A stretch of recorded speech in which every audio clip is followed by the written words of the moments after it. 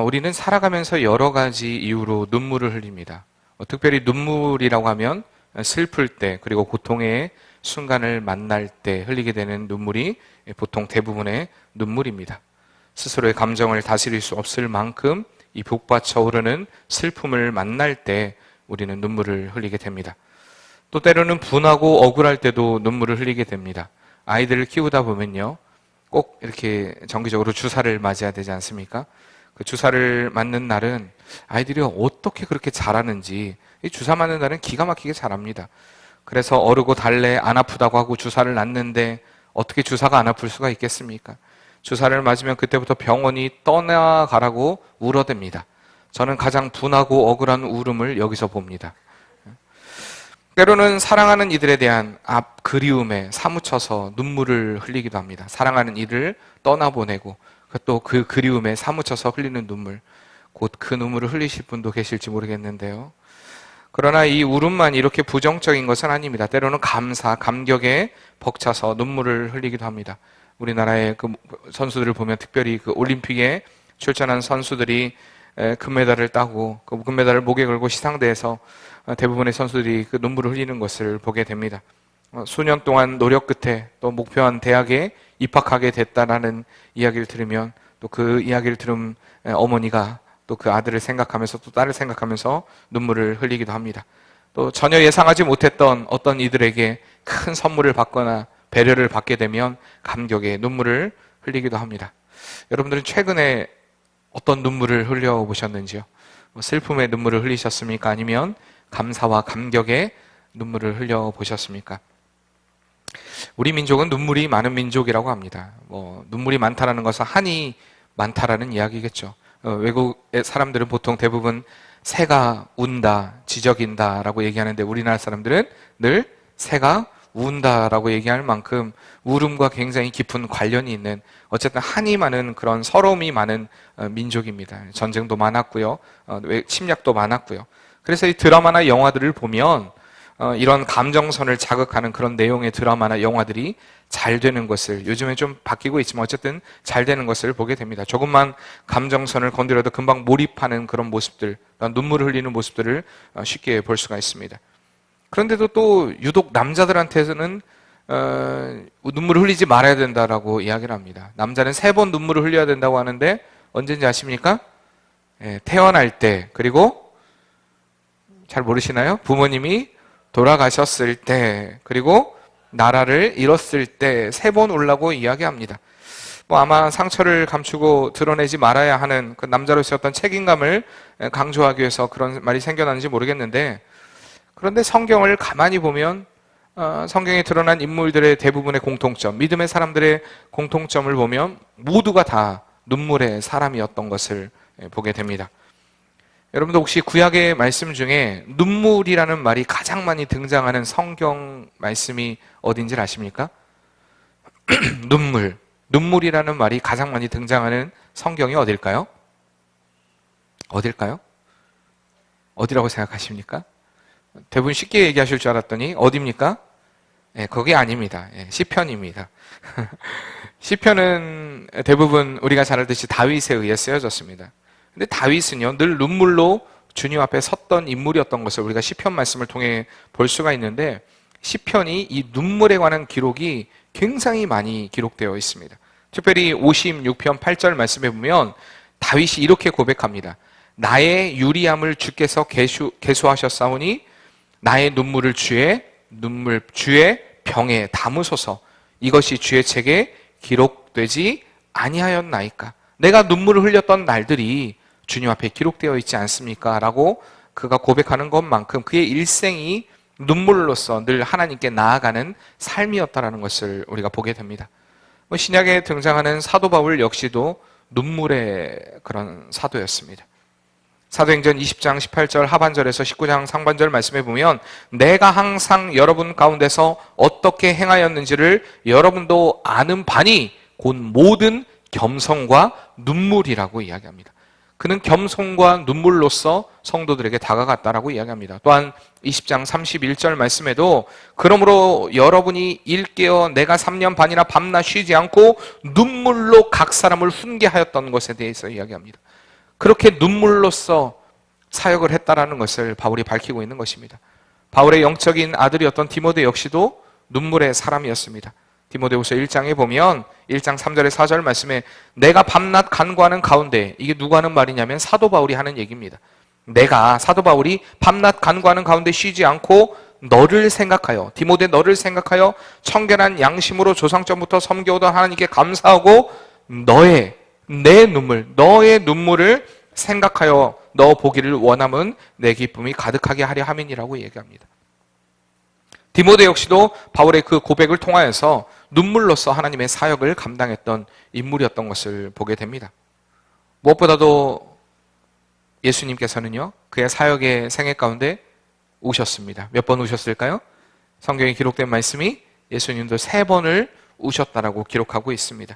예루살렘의 멸망을 예언하시면서, 그리고 나사로의 무덤 앞에서, 그리고 십자가를 앞두고 예수님이 3번 눈물을 흘리셨습니다.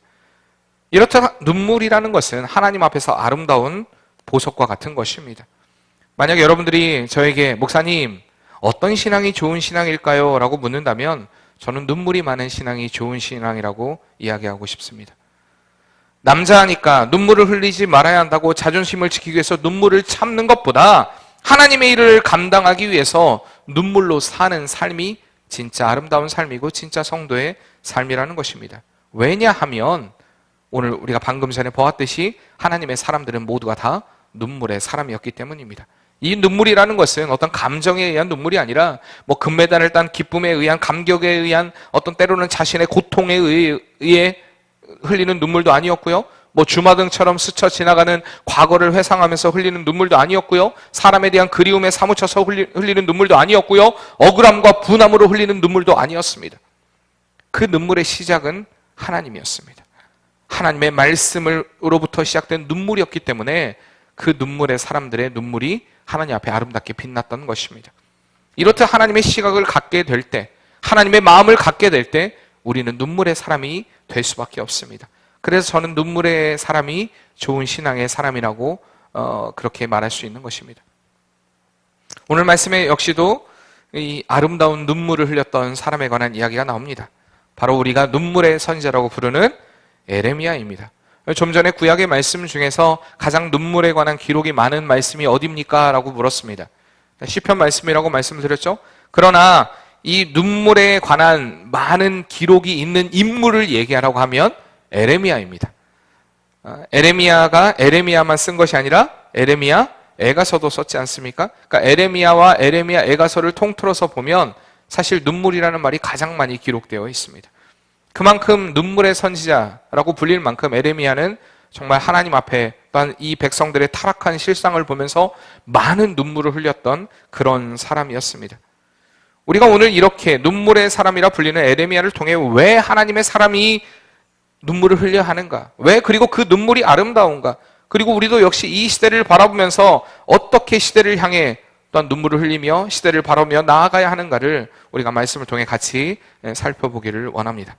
먼저 이 에레미야의 이름의 뜻은 여호와께서 던지신다, 여호와께서 높이신다, 여호와께서 명하신 자, 뭐 그런 뜻을 가지고 있습니다. 오늘 본문의 1절에 보듯이 그는 어느 지방 사람이라고 얘기합니까?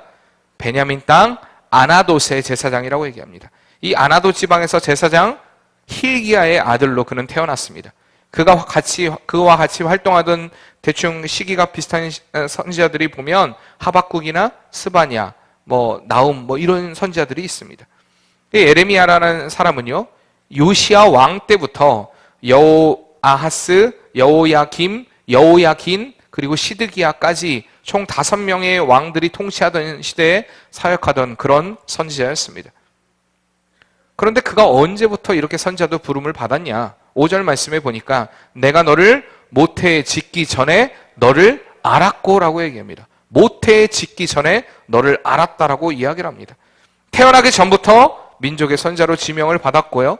우리나라 나이로 따지면 한 20살 정도부터 요시야 왕, 그러니까 13년에서부터 약 40년의 세월을 선지자로서 사역을 수행했던 그런 인물입니다. 그런데 에레미야는요, 굉장히 독특한 배경을 가지고 있고요, 독특한 기질과 능력을 가지고 있던 사람이었습니다.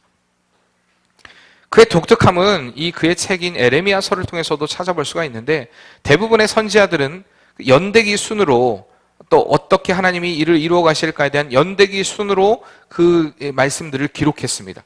그래서 읽기가 조금 수월합니다. 그리고 연대기를 마치기가 좀 수월한데, 예레미야는 연대기 전 어떤 역사적인 순서가 아니라 그 예레미야의 생애와 사상, 그리고 그의 어떤 생각들이 복잡하게 뒤엉켜서 이 연대기적 일관성이 없이 그가 하나님께 받은 예언의 말씀들을 모아서 갑자기 이 에레미야의 처음에 등장했던 말이 마지막에 등장하기도 하고요. 그 상황이 또 처음에 등장했던 상황이 마지막에도 등장하기도 하고, 이러한 어떤 일관성이 없는 구성들을 보이기도 합니다. 때로는 다양한 장르의 어떤 설교문이 들어가 있고요. 문체도 다양하게 사용을 했고요. 어쨌든 독특한 방법으로 이 에레미야서를 기록하고 있다는 것입니다. 이렇듯 에레미야의 배경도 독특했지만 그는 남들보다도 더 감성적이고요, 더 예민한 어떤 기질을 가진 사람이었던 것으로 보입니다.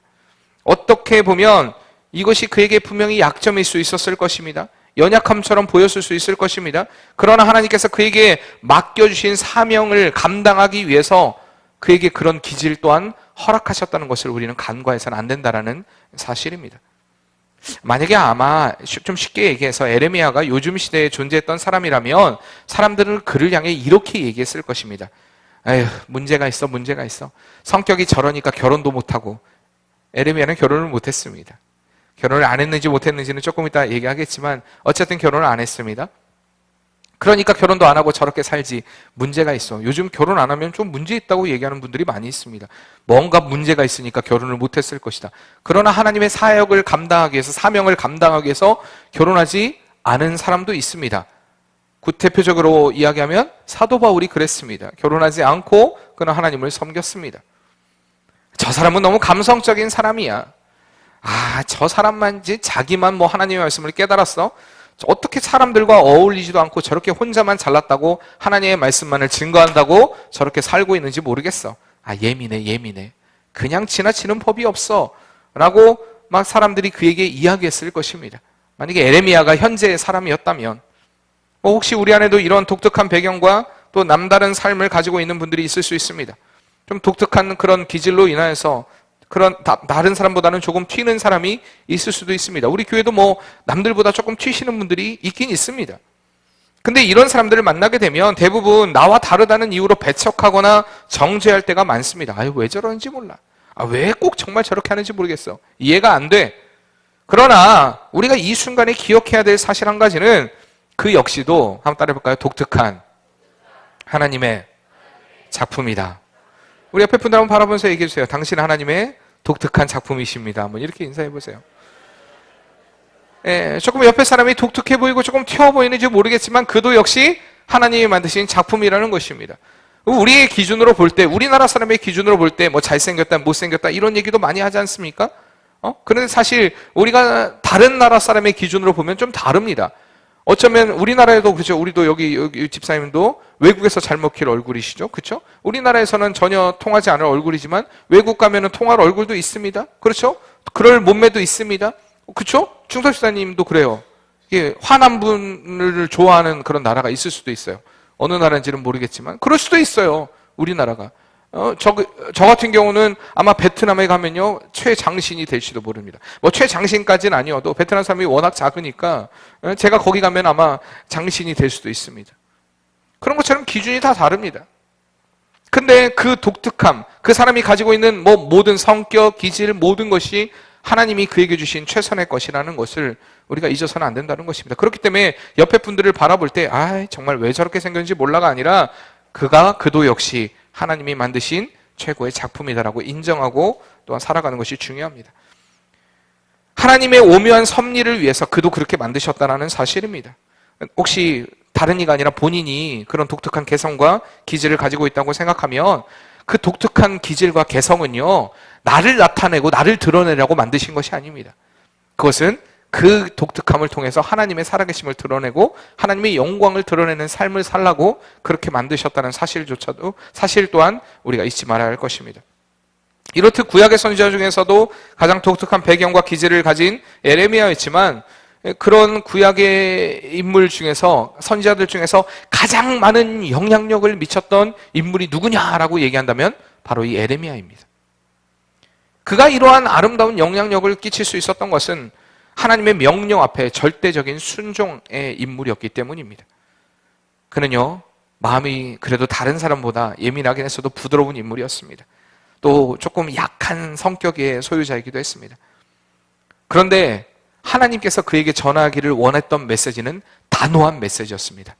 하나님의 심판, 하나님의 말씀의 회개, 그가 증거했던 대부분의 메시지는 하나님의 심판과 회개에 관한 메시지였다는 것입니다.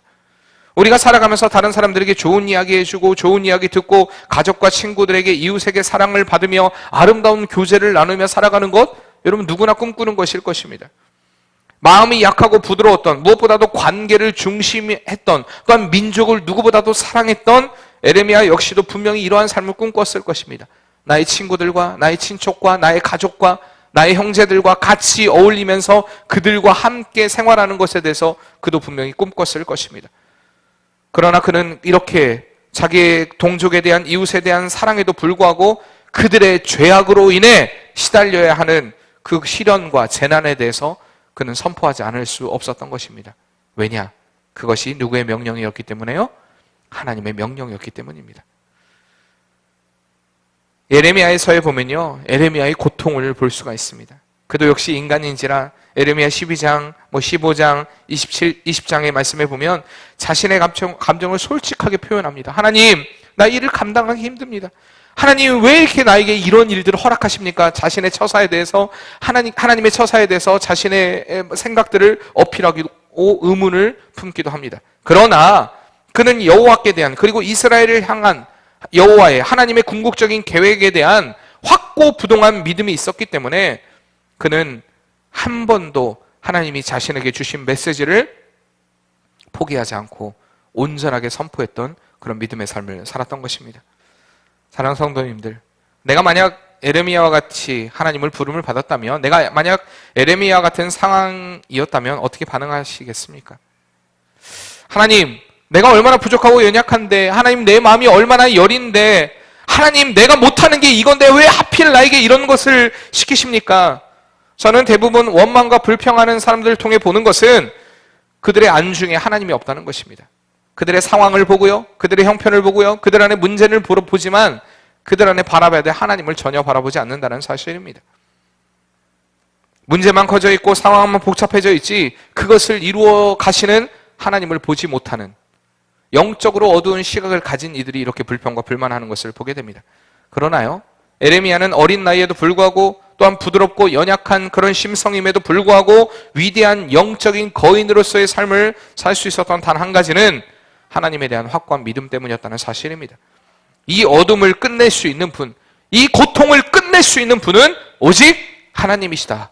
그 믿음이 있었기 때문에 오직 하나님의 말씀에 순종하며 하나님의 말씀만을 증거하는 삶을 살았던 것입니다. 마찬가지로 우리의 삶에서, 우리의 믿음에서 가장 필요한 것이 바로 이 믿음입니다. 하나님만이 하실 수 있다. 하나님만이 이루신다. 하나님에 대한 확고부동한 믿음, 이 하나님에 대한 신뢰가 있을 때 우리의 삶에 어떠한 것도 문제가 되지 않습니다. 어떠한 것도, 어떠한 염려도 커다란 문제가 되지 않는다는 것입니다. 그런데요, 커다란 문제가 되지 않는다라는 말이 우리의 삶에 문제가 없다, 아무런 문제가 없다라는 말과 같은 말일까요? 그렇진 않습니다. 에레미야가 몇 년 동안 하나님의 말씀을 증거했다고 말씀드렸습니까? 40년을 하나님의 말씀을 증거했습니다. 이 40년 동안 하나님을 향한 믿음과 신뢰로 살았던 에레미야 삶을 한번 볼까요? 40년간 하나님의 심판과 회개의 메시지를 선포한 결과 37장에 보면 그는 감옥에 갇히게 됩니다. 38장에 보면 진흙구덩이에 던져지고요, 아까 결혼을 못했다고 했죠? 네, 결혼을 금지당합니다. 결혼을 못하도록 금지를 당합니다. 그가 결혼을 안 한 것이 아니라 금지당한 것입니다. 43장에 보면 자신의 의지와 상관없이 애굽에 끌려가기도 합니다. 19장 19절에서 21절에 보면 이웃들에게 배척을 당합니다. 12장 6절에 보면 가족들에게 배척을 당합니다. 20장 1절에서 2절에 보면 제사장들과 선지자들에게도, 같은 하나님의 말씀을 증거한다는 제사장과 선지자들에게도 배척을 당합니다. 20장 10절에 보면 친구들에게도 배척을 당합니다. 26장 8절에 보면 백성들에게도 배척을 당합니다. 36장 23절에 보면 왕들로부터도 배척을 당합니다. 모두에게 한마디로 말하면 왕따를 당했다는 것입니다. 모두에게 외면을 당하는 삶이 그의 40년에 하나님의 말씀만을 붙잡고 살아갔던 자의 결과였습니다. 사랑하는 성도님들, 확고한 믿음, 확고한 삶을 살았던 그에게 어떠한 것도 문제가 되지 않는다라고 했는데, 예레미야의 삶이 과연 어떤 걱정도 근심도 염려도 없었던 삶이었나요? 어떻게 이런 삶이 성공한 삶이라고 말할 수 있을까요? 결론부터 얘기하자면 저는 그렇다라고 얘기할 수 있습니다. 인간적인 기준으로 보면 그는 재산도 없었고요, 명예도 없었고, 권력도 없었고, 모두에게 외면당하는 실패한 인생인 것처럼 보였지만, 그리고 철저한 외로움의 삶을 살았지만, 하나님의 부르심에 순종하여 하나님의 말씀만 외치며 살았던 그는 분명한 승자의 삶이었다는 것입니다. 왜냐하면 하나님이 그를 기억하시고 그를 영원한 천국으로 인도하셨기 때문입니다.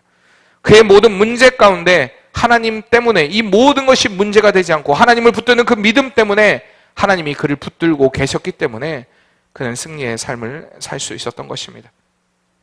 물론 그도요, 때로는 자기의 태어난 날을 한탄하기도 했습니다. 저주하기도 합니다.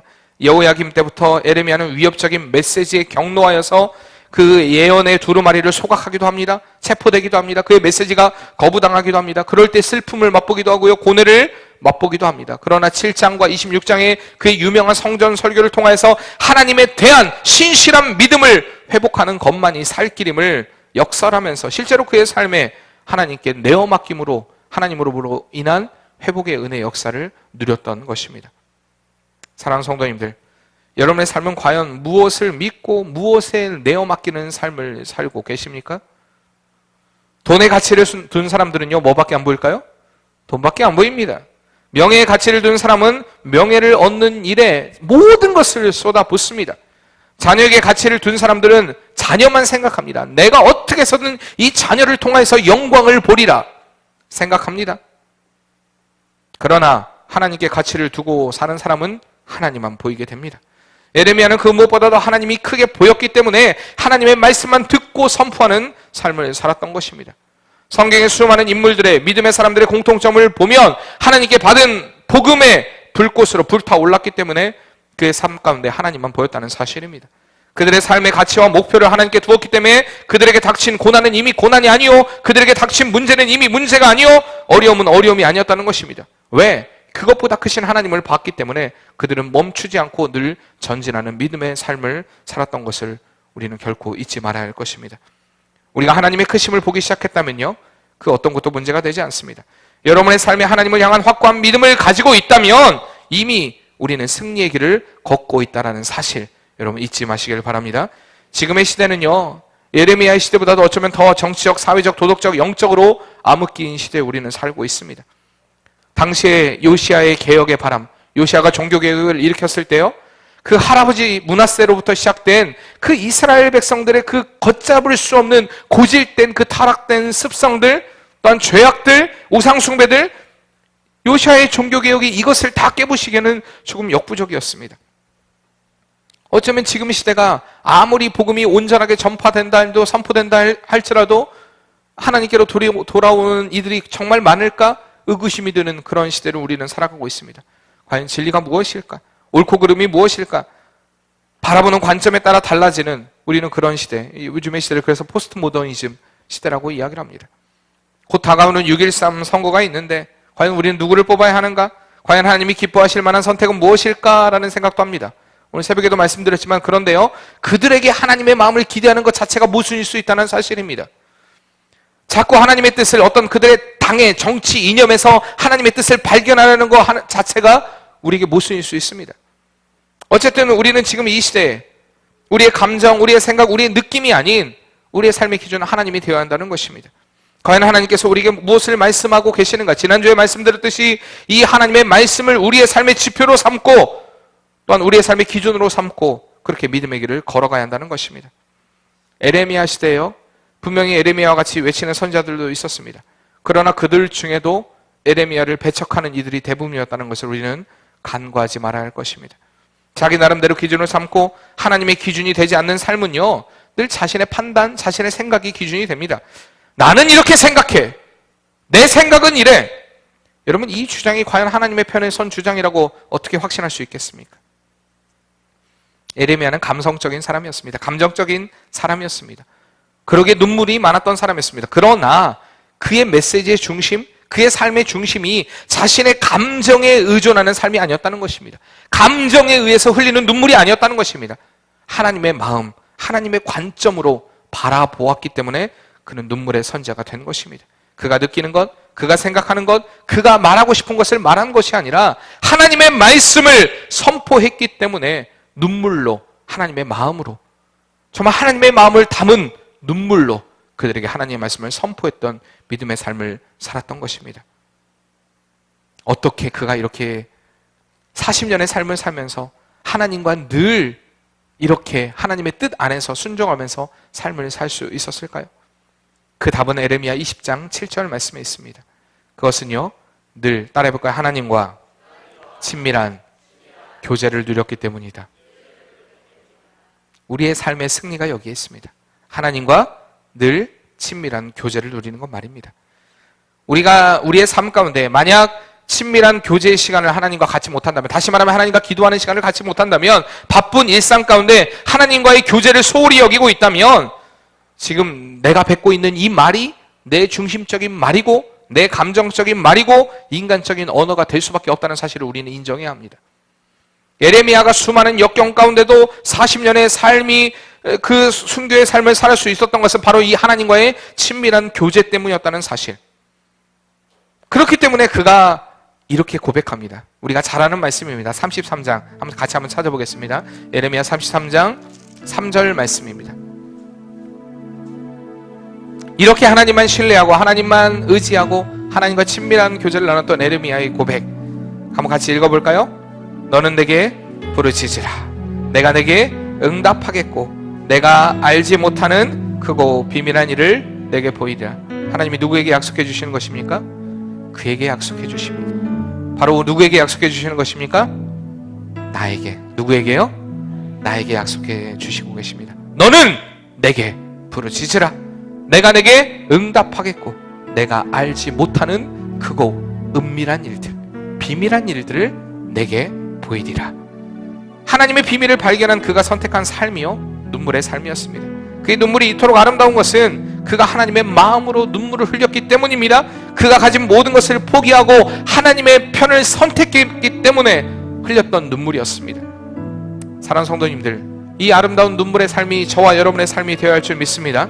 하나님만 바라보고 하나님의 나라만을 그리며 하나님의 영광만을 생각하기 때문에 때론 가슴 아파하고 때론 이 죄악된 시대를 향해서 우리나라의 이 타락한 현실을 바라보면서 정말로 여러 가지 일들을 내며 여러 가지 이야기를 내는 이 상황, 어지러운 이 상황을 바라보면서, 시대를 바라보면서, 또한 이 시대의 죄악을 바라보면서 진정으로 눈물을 흘리며 또한 회개하는 그런 삶을 살아야 우리가 그 아름다운 눈물을 가질 때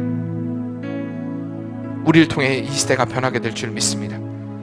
예레미야가 그 마음이 있었기 때문에 그의 메시지를 통해서 많은 영혼들이 또한 주님께로 돌아오는 은혜의 역사. 물론 결론을 얘기하면 그들은 다 하나님의 심판을 면하지 못했습니다. 결국엔 그렇기 때문에 예수 그리스도가 필요했던 것입니다. 마찬가지입니다. 오늘 우리는 이미 그 은혜를 받아 누리고 있습니다. 그리고 예수 그리스도가 우리를 위해 십자가에 못 박혀 죽으셨을 뿐만 아니라 우리에게 약속한 성령을 보내주심으로 인하여서 우리가 이 죄악된 세대를 어떻게 이기며 살아갈 수 있을지에 대한 모든 일체의 비결을 하나님이 가르쳐주고 계시다는 사실입니다. 우리가 그 하나님의 마음을 가지고 여러분 이 시대를 향해 눈물을 흘리시길 바랍니다.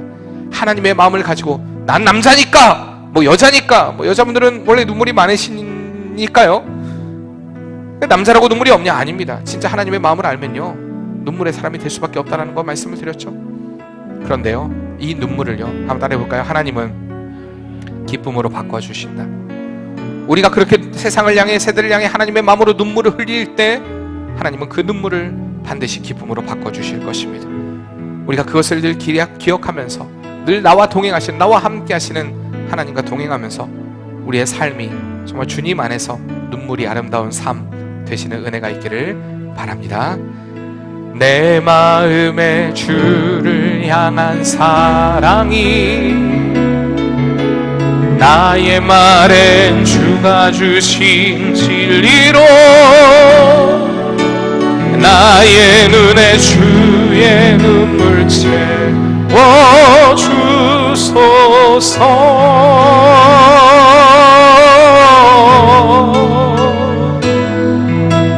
내 입술에 찬양의 향기가 두 손에는 주를 닮은 섬김이 나의 주의 흔적 나게 하소서. 하나님의 사랑이 영원히 함께하리. 십자가의 길을 걷는 자에게 순교자의 삶을 사는 이에게